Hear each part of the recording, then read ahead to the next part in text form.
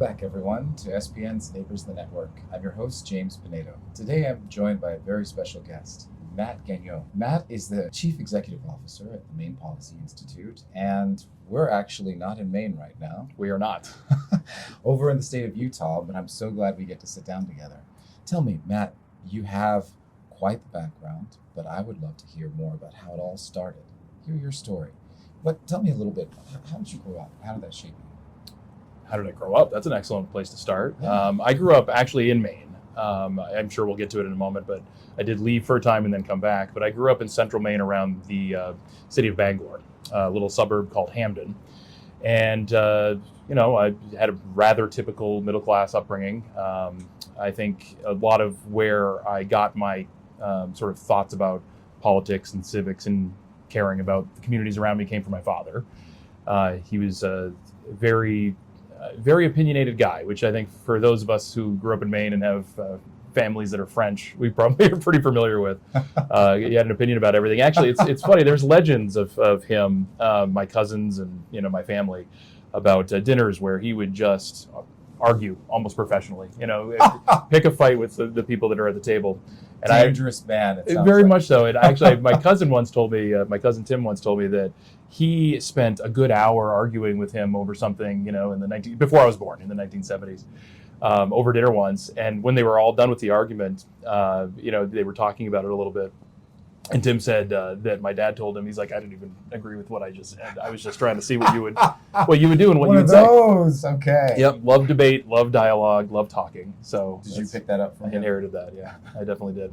So I went to the University of Maine for political science after I was through high school, and graduated 2004, and then moved down to Washington, D.C., and that's where the adventure began. Okay, well, did you see yourself moving to Washington, D.C. at a young age? What were you envisioning? I did not know what I wanted to do until I got to college, honestly. When I went through high school, I was really good at math. I actually thought I was going to be an engineer for a time. Okay. And went in, actually, sort of in that program. What I found, though, is when I went to campus, I had a long-standing passion for politics and current events and things that are going on, sort of social studies-related issues. And I started to gravitate towards campus politics. I joined the student senate. I was involved in the college Republicans when I was there. And I found that all of my free time was being spent doing these activities. I went to school in 1999, so the 2000 election with Bush v. Gore and everything was very hot at the time. And I just got completely consumed by it. And at some point I had a conversation with myself staring in the mirror saying, you really should do the things that you're passionate about. You should do the things that you choose to do, that you care about. And never really abandoned my love of math or science or anything, but I dove headfirst into political science. So you had to look in the mirror and tell yourself that. I did. Were you resistant then? Because you were like saying, got to do this. What was holding you back? I think only because I was a pretty typical kid. I think we see this a lot now where kids are sort of expected to go to college and they don't necessarily know yet what they want to be or what they want to do. There might be some little germs of something in there brewing, ready to come out, but you do need a little bit of time to figure it out.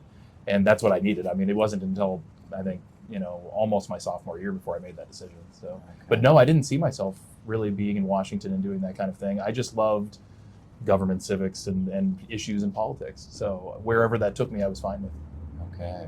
Okay. So then what changed then in your college career? Did you change your major or what did you do? I became a political science major, I think, late first year. So from there on, there you go. Went forward. I did not know what I wanted to do with it, though. There was a thought about staying in the state of Maine and trying to work maybe at our state house and doing something with campaigns and elections there. The thing about college and political science to me is they don't really prepare you for what the discipline really looks like once you leave. I didn't know what I could do.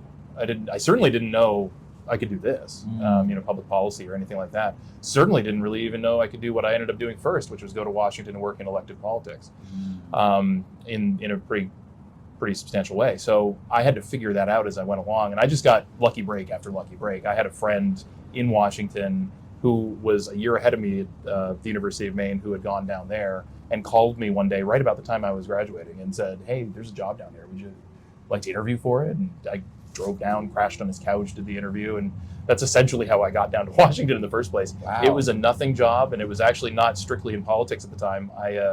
I had a sort of concentration in comparative politics and international affairs. So I did some stuff for a company called iJet, Intelligent Risk Systems, which was a company that worked with a lot of travelers on security issues internationally. So you travel abroad, you know what's happening, where I'm going. And that was my foot in the door. And then a couple years into that, I started to get the itch on politics and sort of more formally moved into Washington itself. Did that math background help for that first job? It sounds kind of engineer-like. Well, believe it or not, no, because what that job was it was really open source intelligence. So you were, as an intelligence analyst, what you were doing was you were trying to figure out what was happening in a given area. So I had responsibility for actually a number of places, but everywhere from Europe to sort of the South Pacific. And you would be trying to find out what is happening there. So if you work at Pfizer or Accenture or a big multinational corporation where you have to travel a lot, to travel into Istanbul, and you've never been there, you don't know what's going on, there's a political situation there happening that you don't know about. You need information. You need to know what to be careful about, what to care about, what to watch for. If I'm on the train at 9 p.m. going into the city, is this a dangerous thing or is this not a dangerous thing? Yeah. And there's a lot of information that's available to you that's just available on newspapers and what's happening. That's open source intelligence. It's trying to find out what's available to the public and then try to translate that into advice for people. So it got me thinking analytically. It got me writing a lot better. And those things were skills that took me, beyond. But so what happened next? Well, I actually ended up I saw an ad. I can't believe I actually thought this was legit, but I saw an ad in Craigslist for a company called New Media Strategies in Arlington, Virginia. It was run by a gentleman named Pete Snyder. Fun fact about Pete, he ran for governor of Virginia against Glenn Youngkin in this last convention that they just did in 2019, I guess it was. And he was the second place finisher. He just missed. So fun story about him, I'm sure, if I had time. But anyway, the company was a marketing, social media and digital marketing firm. And it had clients in movies and a lot of entertainment side of things, but it also had a public affairs practice. Okay. Its public affairs practice worked with candidates running for office that were trying, somebody running for Senate or something, as well as, say, like Verizon trying to lobby on a net neutrality issue on the Hill or something like that, and did a lot of promotion online. So I knew nothing about any of the work, honestly, outside of I was a technology native, given my age. So I kind of figured I could fake it till I make it. And it was an interesting sounding job. So I applied for it, even thinking like, I'm not sure this is a real place. Yeah. And I walked into the interview and it was on the 14th floor of a building in Roslyn, Virginia. And I was like, oh, this is a real place. So I guess so. They just put their jobs on the Craigslist. And that was really my gateway into almost everything. I had made some connections at that job. I didn't even realize it, but that was a central location where a lot of very talented people in the digital space actually worked. Some people had worked at the RNC, at the NRSC, at the RGA, had been for a lot of campaigns and whatnot. And the connections I made there ended up carrying me to my next job, the next job after that, et cetera. After I left there, I ended up going to the National Republican Senatorial Committee based on connections I had made. And I worked in the digital outfit there. It was me and Katie Harbath, who became the lead politics person at Facebook after she was done with me. And it was just the two of us. I mean, we're talking about the early days of Obama-era digital campaigning. Gosh, what was that like? It was fascinating. I mean, I'm trying to be humble when saying this, I was like one of 7 people that knew what to do related to campaign politics stuff digitally. It was a very much an open and emerging part of politics. And the Democrats, the progressives, the left in general, were so much better at it. They had so many more people that knew what they were doing. And they were completely swamping Republican candidates on fundraising, on email marketing, on digital advertising, working with social media companies, trying to get their message out. Why is that? Why I think are they it's so much better? I think it really is a legacy of sort of how their campaigns were built over the years. If you go back to Howard Dean in 2004, when he was running for president, when he was doing well, he had a very grassroots-oriented campaign that actually experimented a lot with digital back in 2004, before it was really a thing, before MySpace was even a thing, right? That ended up getting carried into, a lot of those Dean people ended up swimming into the Obama campaign, and they built a very impressive operation in 2008, while John McCain, when he ran his campaign, ran a very traditional presidential campaign, a lot of mail, a lot of TV campaign stuff. It was sort of the campaign of 10 years ago, whereas Obama's campaign was 10 years forward. Yeah. And so given the amount of money he had, the visibility, the size, and the fact that he was really a social movement, people wanted to be a part of it. It really attracted a lot of people to doing that kind of work, and it helped to build themselves an army, which once he became president was reinforced at the DNC, and then ultimately, continued on in his reelect and beyond. There was no such infrastructure on the right. There was none. There was only a few people who knew how to do it. And I was just lucky enough to stumble into learning how to do it as a trade, which ended up carrying my career for the first half of it. Gosh, okay, so that's fascinating. It seems like you have a huge background in marketing. I do. In communications. I won an award from Campaigns and Elections magazine in 2013 for being one of the top 10 communicators in politics, which I was very proud of. Still am. Yeah. But it's a former life for me. That was back in the days when I was doing campaigns and elections and politics in the kind of bare knuckles trench warfare world that we see on our TV screens all the time. Coming to do this work was a pretty big leap. Yeah. Pretty big difference. Take me through that leap. I'm sure you could write a book about that period of time where you're talking about now. Yeah. But take me to that leap now. Well, actually, my first interest in I was always interested in policy. I mean, as a person who followed politics, the whole reason you do it is because you want to see change. You want to see things done. So I always had an interest. But when I left the NRSC, I ended up going to the Republican Governors Association for about 3 years. And the RGA has a policy shop for its governors. So there was an entire wing of the building I worked in that worked with governors trying to help them facilitate positive things in their state, trying to deal with Medicaid expansion and trying to lower taxes or whatever they're doing. And I didn't work in it, but I was around it enough that I found it very, very, very interesting. Okay. But I am a Mainer, and the story of how I got involved in this really is another story of dumb luck, I would say. The previous CEO of the Maine, what was then called the Maine Heritage Policy Center, now is the Maine Policy Institute. Previous CEO had left, I think, in April of that year. And they had been conducting a national search, and I guess they had not really been finding the candidate they were looking for. A person who worked at Maine Heritage at the time was an acquaintance of mine. He was sort of young in his career at that time. He had come down to Washington and knew that I was from Maine because I had a blog and everything. And I took him out to lunch and gave him some career advice, like 4 years prior. I stayed in touch with him a little bit. And I was talking to him one day, and he's like, look, hey, we've got this job available for our CEO. We're not having good luck finding someone. I think you should apply for it. And I literally laughed at him. I was like, you've got to be kidding me. I mean, I'm very proud of my career, but I don't think I'm qualified to do that. I don't think this is something that's really for me. I mean, maybe someday that's interesting, but I'm not a policy guy. I don't think that's the right fit for me. And he wouldn't stop harassing me over it. And I did talk to my wife, and I thought about it, and I had eventually someday wanted to go back to Maine. I thought I'd do it in my 50s, having an LLC or something as a consultant and build some sort of I can do it from anywhere kind of job and then come back home. Cool. But for whatever reason, I felt the whim of making an application, and I did. I told the board of directors that I was interested, and they flew me up for an interview and had a couple of really good conversations, and I guess they liked me. Because they hired me. And it's funny, I remember the first day I walked into that building. There's a very, when you're a certain age, there's a very common feeling that a lot of us have, which is, it's called oftentimes imposter syndrome, where you don't really feel like you belong where you are. I walked in there and I was just, starstruck. I was dumbfounded. I just getting shown where all the files were and where my office was and getting introduced to the work we do. We had a conversation about CON laws, so certificate of need. Of course. And I didn't know what CON was. I mean, I'm just sitting there saying, why am I here? I don't know anything about this stuff. Yeah.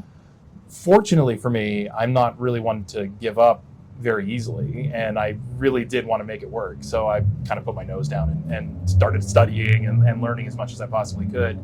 And fortunately for me, I do have a real passion and interest in policy. I just never had the opportunity to really explore it.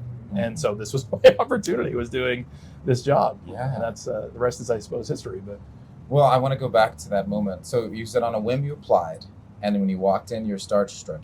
But that was when you walked in to meet with the board and everything, right? I'm talking about my first day on the job. Okay, first day on the job, you're starstruck. So take me a little bit further back. When they obviously liked you and offered you that job, what made you take it? If you just applied on a whim, what kind of rose up inside you to meet this challenge? The thing about it was that in Washington, I had done pretty much everything I wanted to do. Okay. If I stayed, I could have tried to run a presidential campaign or something, but I had run more than 150 campaigns Wow. over the course of 10 years being there at the Senate level, governor's races, congressional races. I'd even done some consulting on state house and Senate races across the country a little bit. So I'd even worked on presidentials. I just hadn't run one. And that was pretty much all that was left. And I had some very, very good friends that had worked at a senior level on presidential campaigns. Their family was attacked.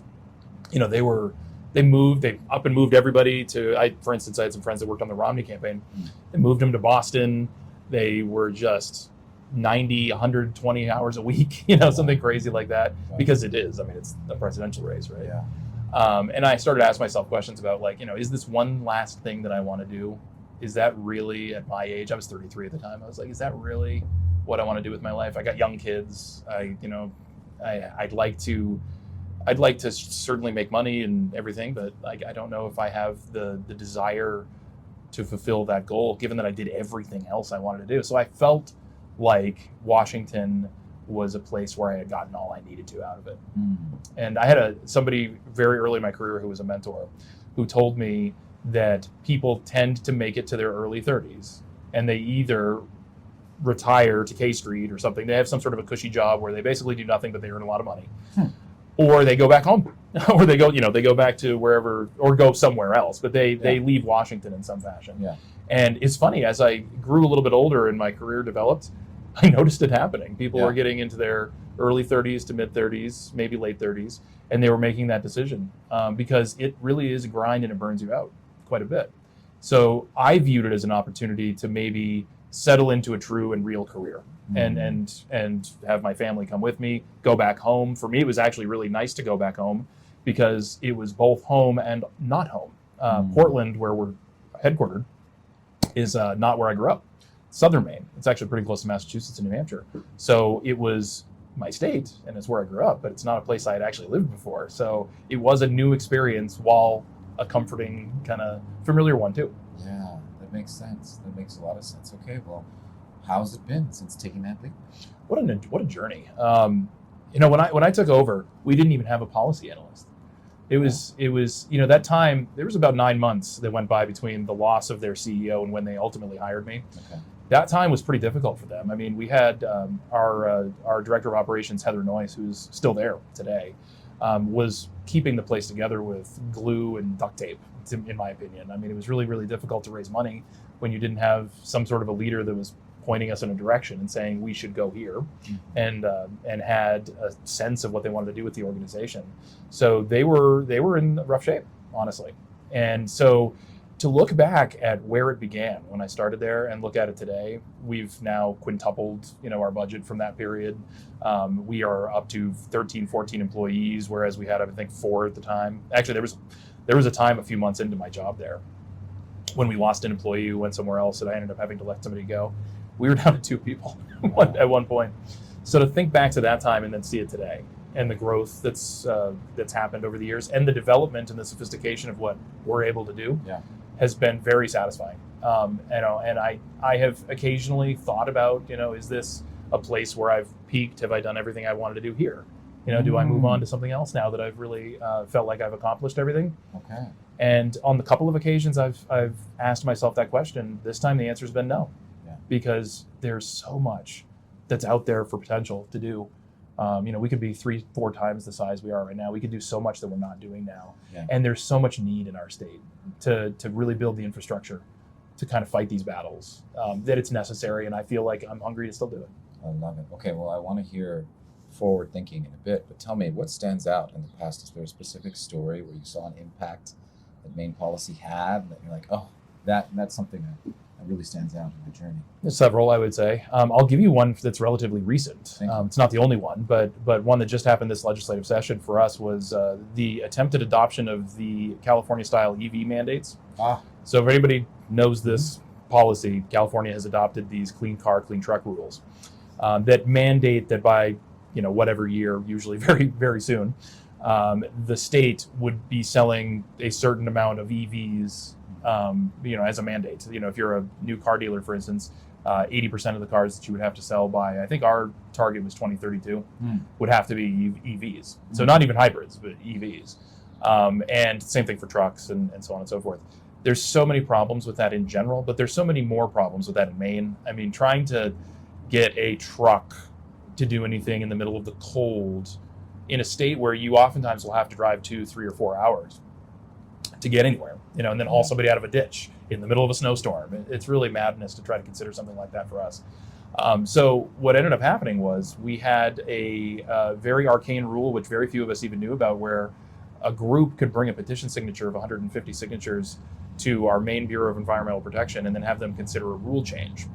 And the rules that govern this are considered what we call routine technical, which is really meant to be like, I'm changing a comma somewhere, or so just updating something that's really meaningless.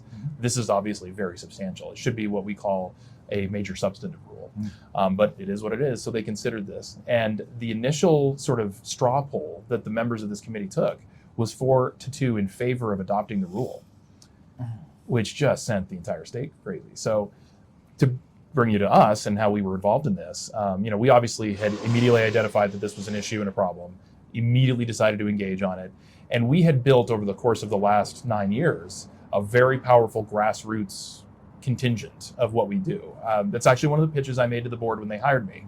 I believed very strongly that if you were just doing white papers, research, and the kind of typical think tank thing, you were leaving so much on the playing field that would prevent you from being able to actually accomplish your mission and goals. Right. If you really care about getting these things done, you need some element that can apply pressure to the legislature to make them do what you want them to do. Right. So we built a very powerful grassroots civic engagement team and group that's able to get people to call and email their lawmakers and to show up and testify on something and make their voice heard. I mean, take over the Capitol and have 300 people there for a protest, whatever it is you're doing.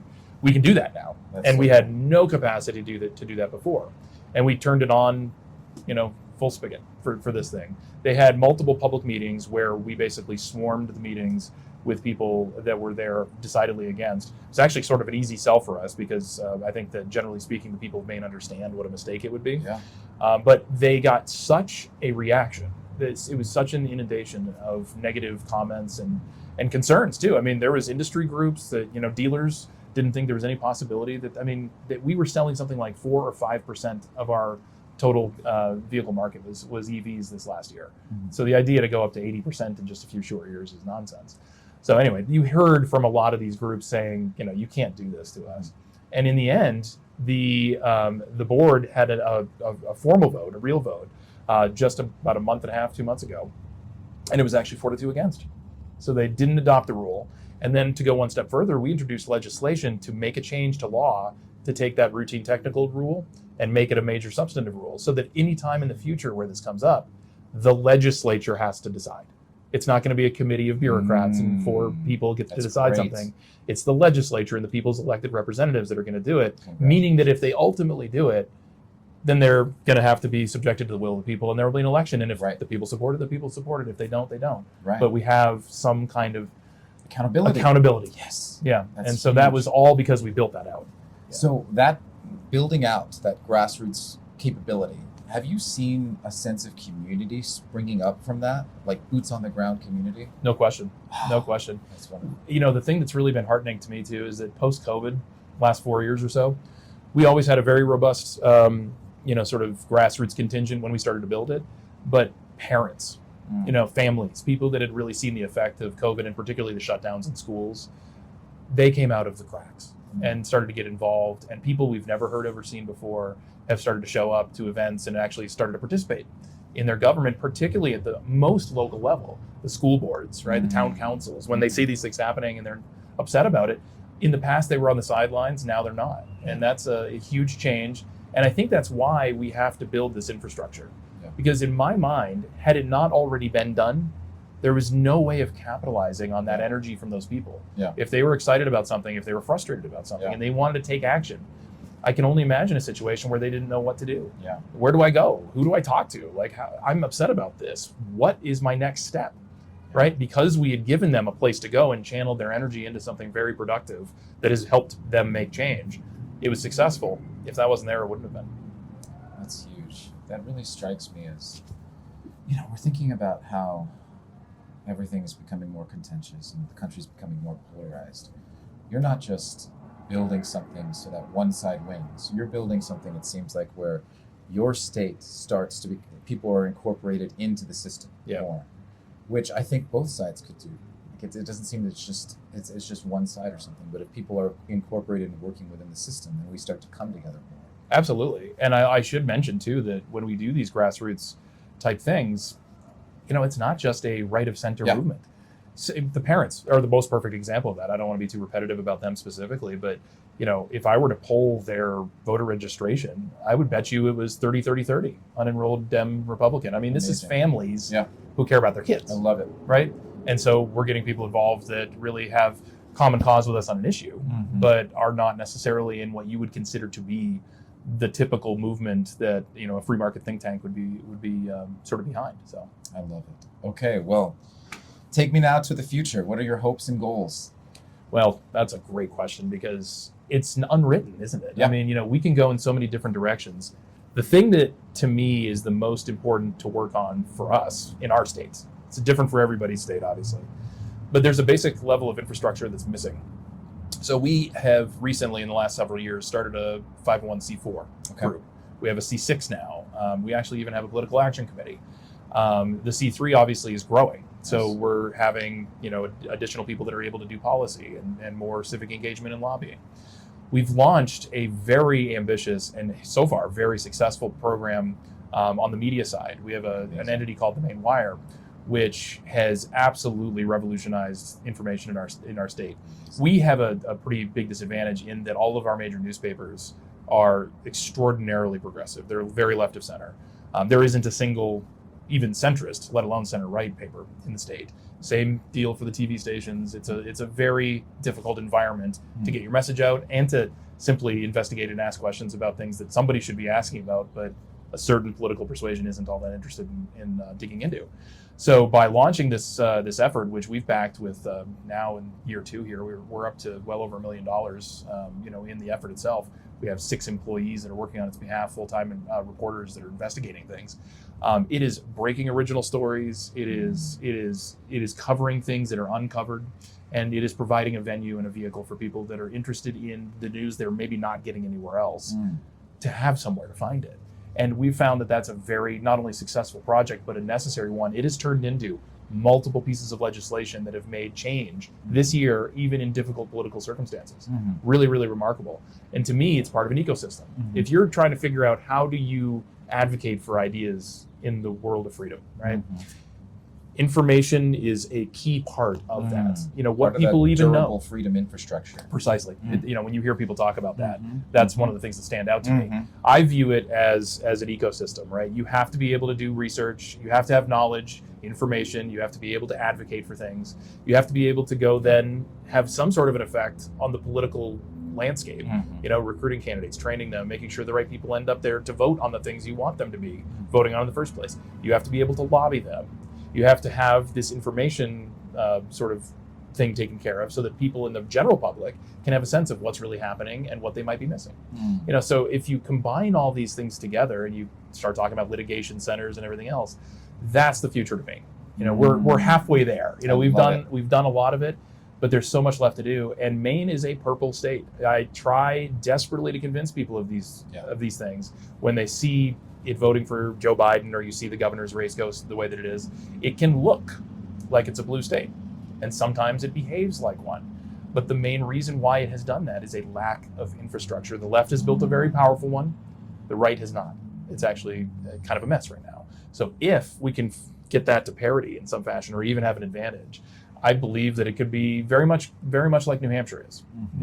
Sometimes Democrats win there, Republicans win there, but it seems to have a fairly durable conservative, libertarian-esque philosophy in what they do. If you watch them over time, even when elections go, leftward, the way that left looks there and the way that left looks in Maine, very different. Very different. So that infrastructure is key. Okay. Well, fascinating. Matt, the time has just flown by, and I know that you need to catch a flight. I do. So I do. Thank you so much for chatting with us. It was fascinating. It's a pleasure to be here. Thanks for inviting me. Absolutely. Thanks again. Take care. And thanks for joining us all here at Neighbors in the Network. We hope you've enjoyed this episode of Neighbors in the Network, a podcast by the State Policy Network that explores state-based solutions, federalism, and public policy through insightful conversations with incredible individuals working to empower local governance and liberty for all.